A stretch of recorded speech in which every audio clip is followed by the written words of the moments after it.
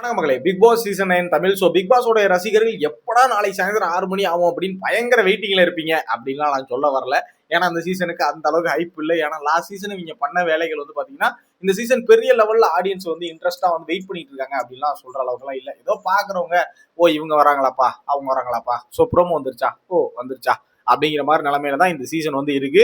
திருப்பி இவங்களோட அந்த பிக் பாஸ் சீசன் 4 சீசன் 6ல இருந்த அந்த ஒரு லெவலுக்கு வந்து இவங்க கொண்டு வருவாங்களா அப்படிங்கிறதுல இந்த சீசனுடைய டைரக்ஷன் டீம் என்ன பண்ண போறாங்க அப்படின்னு தான் இருக்கு. ஸோ அதெல்லாம் ஒரு பக்கம் இருக்கட்டும். இந்த வீடியோல நம்ம என்ன பார்க்க போறோம் அப்படின்னா, நம்மள்ட்ட நிறைய பேர் வந்து பாத்தீங்கன்னா அப்டேட் நிறைய பேர் கேட்டீங்க. பெருசா அந்த ஹைப் இல்லாதனால பெரிய அப்டேட் ஒன்றும் வந்து நமக்கு பெருசா கிடைக்கல. ஸோ இருந்தாலும் நமக்கு கிடைச்ச அளவுக்கு கண்டசல் லிஸ்ட்ல ஒரு 2 வீடியோ போட்டோம். ஸோ அந்த வீடியோஸ்ல இருந்து கிட்டத்தட்ட ஒரு 20 பேர் வந்து பாத்தீங்கன்னா சொல்லியிருந்தோம். அதுல இருந்து கிட்டத்தட்ட ஒரு 8-9 பேர் வந்து பாத்தீங்கன்னா கன்ஃபார்ம் லிஸ்ட்ல வந்து பாத்தீங்கன்னா இருக்காங்க, வந்திருக்காங்க. அதாவது இன்னைக்கு வீட்டுக்குள்ள போயிருக்காங்க. சரியா? ஸோ இப்போ இந்த வீடியோவில் இன்னைக்கு ஷூட்டிங் வந்து பார்த்தீங்கன்னா இப்போதாங்க முடிச்சு. கிராண்ட் ஓப்பனிங் ஷூட் வந்து பார்த்தீங்கன்னா இப்போதான் முடிஞ்சிச்சு. ஒரு 1 hour பிஃபோர் தான் வந்து பார்த்தீங்கன்னா முடிஞ்சிருக்கு. ஃபுல்லாக கண்டஸ்டன்ஸ் எல்லாரையும் உள்ள தள்ளி விட்டுருக்காங்க. தள்ளி விட்டுட்டு லைவ் வந்து ஸ்டார்ட் பண்ணி விட்டாங்க. சரிங்களா? ஸோ ஷூட் முடிஞ்சதுக்கு அப்புறம் தான் வீடியோ போடலாம் அப்படின்னு சொல்லிட்டு இந்த கண்டஸ்டன்ஸ் எல்லாத்தையும் கவர் பண்ணி கொண்டு வந்திருக்கேன். ஸோ இந்த வீடியோவில் கண்டஸ்டன்ஸ் என்னங்கிறத பார்க்க போகிறோம். அதே மாதிரி வீட்டுக்குள்ள ஒரு சில மாற்றங்கள் நடந்திருக்கு. ஒரு ப்ரோமோ வந்து வந்துச்சு. ஸோ அதுலேருந்து கொஞ்சம் கான்ட்ரவர்சியெல்லாம் வந்து பார்த்தீங்கன்னா பேசிட்டு இருக்காங்க மக்கள். ஸோ அது என்னங்கிறதையும் டீட்டெயிலாக பார்த்துடலாம். ஸோ அதுக்கு முன்னாடி சேனலை புதுசாக பார்க்குறீங்க அப்படின்னா வீக்கெண்ட் அப்டேட்டுக்கு மெயினாக அடுத்த வாரம் வீக்கெண்ட் அப்டேட்டுக்கு நான் இப்போ வந்து பார்த்தீங்கன்னா ஆல்ரெடி புக்கிங் போட்டு வச்சிட்டேன். ஸோ மறக்காம வீக்கெண்ட் அப்டேட் அண்ட் ரிவ்யூக்கு நம்ம சேனலை மறக்காம சப்ஸ்கிரைப் பண்ணிட்டு இந்த வீடியோ ஒரு லைக் கொடுத்தீங்க அப்படின்னா எனக்கு ஒரு பெரிய சப்போர்ட்டாக இருக்கும். ஸோ உங்களோட ஒப்பீனியனை மறக்காம கமெண்ட்ல போட்டு விடுங்க. நெக்ஸ்ட் வீடியோக்கு எனக்கு யூஸ் ஆகும். சரிங்களா? ஸோ வீடியோக்குள்ள போகலாம். ஸோ ஃபர்ஸ்ட் வீட்டுக்குள்ள போன கண்டஸ்டன்ஸ் நம்ம சொன்னதுல கிட்டத்தட்ட ஒரு 8-9 பேர் போயிட்டாங்கன்னு சொல்லியிருந்தேன். அதுல முக்கியமா வந்து பாத்தீங்கன்னா கெமி தான் வந்து பாத்தீங்கன்னா சிடபிள்யூசில இருக்காங்க இல்லையா? ஸோ அவங்க இவங்க வந்து பாத்தீங்கன்னா வீட்டுக்குள்ள ஃபர்ஸ்ட் கண்டஸ்டன்ஸா இவங்க தான் வந்து வீட்டுக்குள்ள போயிருக்காங்க.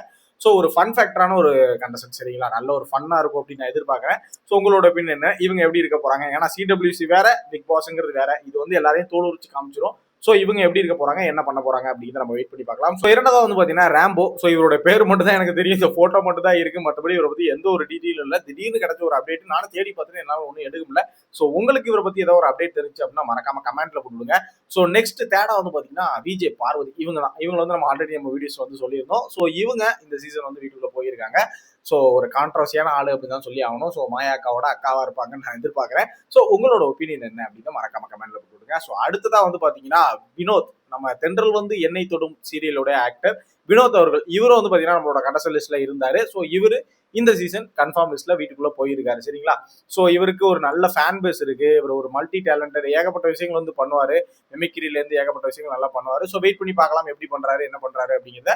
ஸோ இவர் உங்களுக்கு பிடிக்கும் அப்படின்னு யாராவது இவரோட சீரியல் இதுல இருந்து ஃபேன்ஸ் இருந்தீங்க அப்படின்னா மறக்காம கமெண்ட்ல சொல்லுங்க, தெரிஞ்சுக்கிறேன் எவ்வளவு பேர் இருக்கீங்க அப்படின்னு சொல்லிட்டு.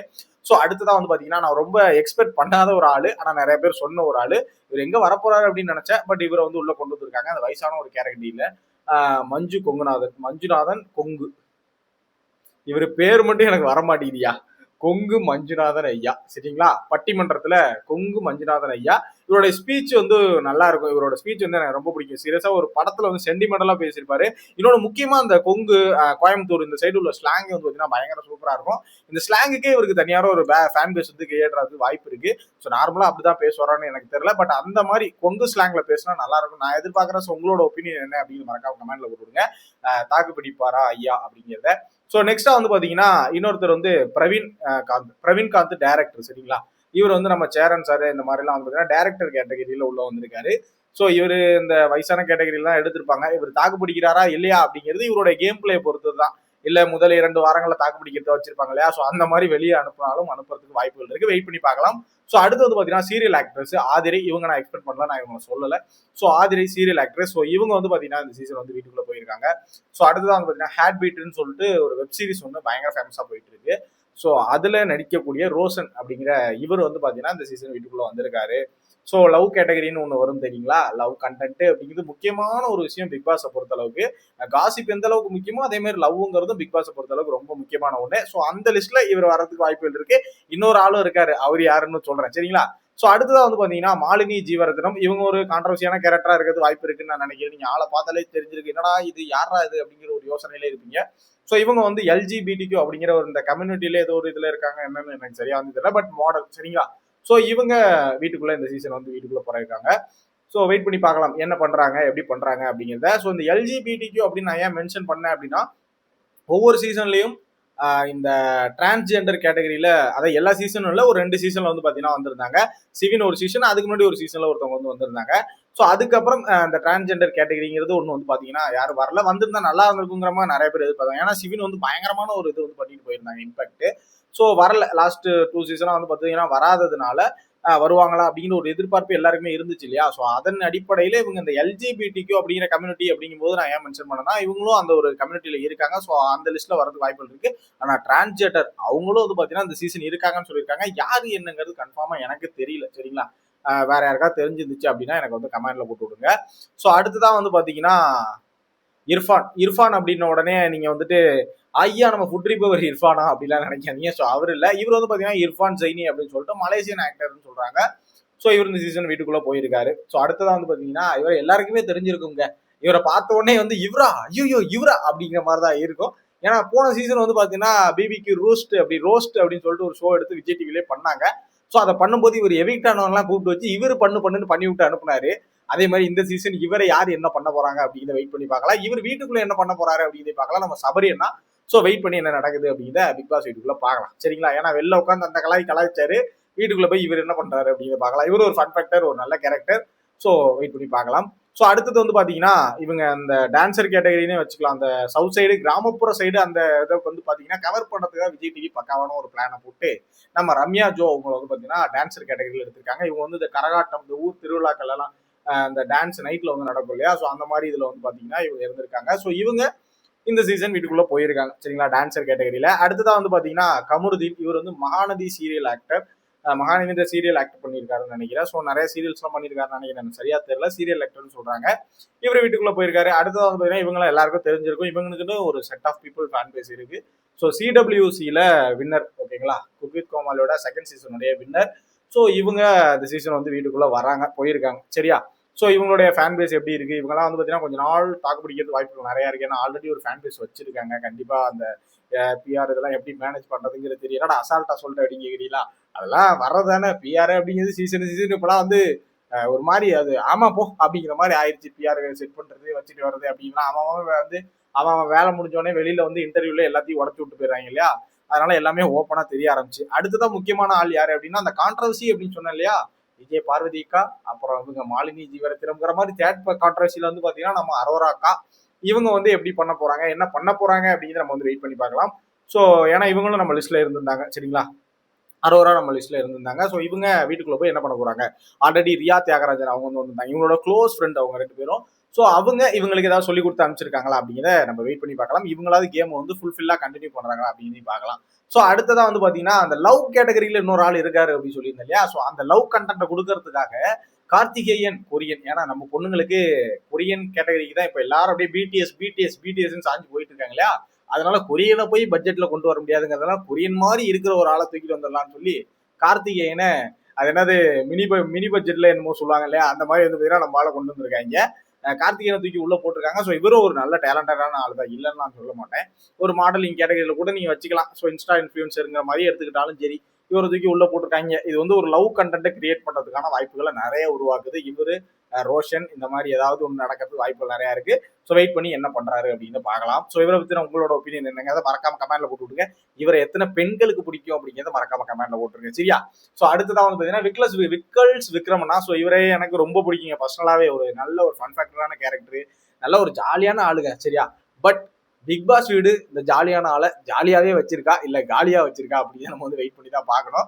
ஏன்னா அந்த மாதிரி ஒரு இடம் அது. வெயிட் பண்ணி பார்ப்போம் என்ன பண்றாங்க அப்படிங்கிறத. ஸோ இவர் யார் யாருக்கு பிடிக்கும் அப்படிங்கிறத மறக்காம கமெண்ட்ல போட்டு விடுங்க. அடுத்தது வந்து பாத்தீங்கன்னா வியன்னா இவங்க பேர், சரிங்களா. வியன்னா இவங்க ஒரு சீரியல் ஆக்ட்ரஸ் அண்ட் மாடலிங் தான். சரி இவங்களும் வந்து பாத்தீங்கன்னா சீசன் வீட்டுக்குள்ள போயிருக்காங்க. உங்களை பத்தி பெரிய அப்டேட் எனக்கு ஒன்றும் தெரியல. உங்களுக்கு ஏதாவது தெரிஞ்சு இந்த சீரியல் பண்ணிருக்காங்க ப்ரோ, நான் பாத்துருக்கேன் ப்ரோ அப்படின்னு நினைச்சீங்கன்னா மறக்காம கமெண்ட்ல போட்டு விடுங்க. அடுத்தது வந்து பாத்தீங்கன்னா சுபிக்ஷா கிருஷ்ணன். ஸோ இவங்க ஒரு பரதநாட்டியம் டான்சர். இவங்க டான்சர் கேட்டகரியில வீட்டுக்குள்ள போயிருக்காங்க.